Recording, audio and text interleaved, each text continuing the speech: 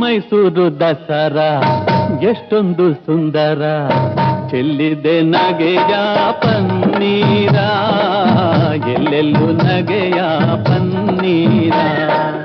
ಮೈಸೂರು ದಸರಾ ಎಷ್ಟೊಂದು ಸುಂದರ, ಚೆಲ್ಲಿದೆ ನಗೆಯ ಪನ್ನೀರ, ಎಲ್ಲೆಲ್ಲೂ ನಗೆಯ ಪನ್ನೀರ.